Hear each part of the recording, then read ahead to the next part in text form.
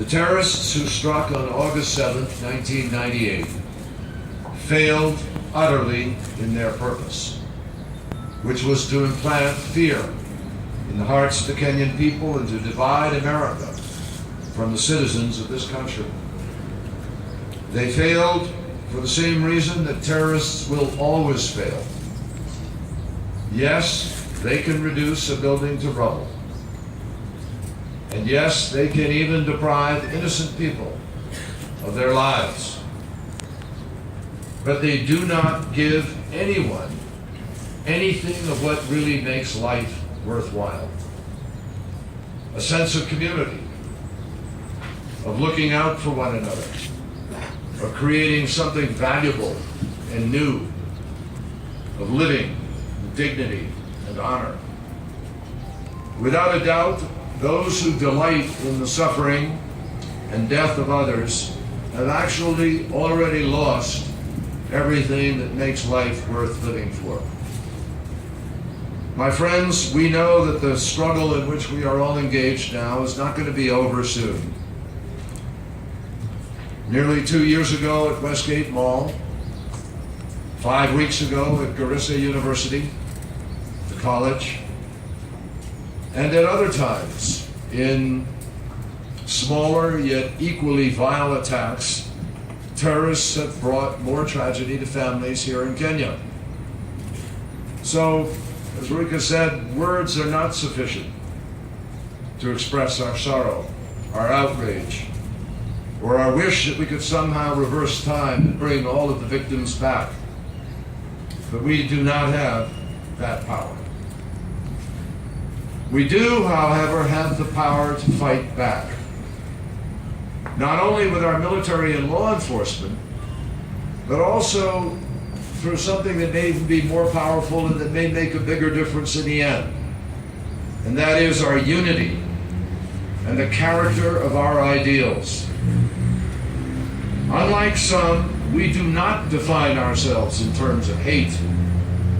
We are builders, we are teachers, we are dreamers, we are doers. And we can see proof that in Rukia Ali, who suffered and grieved with others, both American and Kenyan, who worked at the embassy in 1998. We can see it by giving and receiving strength from her colleagues. And look, she has continued to serve. That tells the whole story, marking this year the conclusion of 25 years of a career. And we see proof of character in the example of Joash Okindo. You all know the story. I just learned it recently, of how this man stood at the doorway when the terrorists were trying to come in and pretended that he didn't have his keys because he was frantically calling for help, that people didn't know he was serious. But by keeping those terrorists from getting inside, they had to detonate their bomb outside the protective fence. And just imagine what would have happened if Joash had not kept his head, kept his cool. Make no mistake, there is more strength by far in the respect and solidarity that we feel towards one another than there could ever be in any terrorist attack. So let us agree. The only place for Al-Qaeda, Al-Shabaab, Boko Haram, Daesh, and others like them is in the past. The future does not belong to them. The future belongs to the children who are laughing and playing right now in the streets of Nairobi, of New York, of Kano, of Dar es Salaam, of Mogadishu, of Garissa. Children who have the right to grow up with joy in their hearts and the opportunity to build full lives of accomplishment and love, and to build families in the future.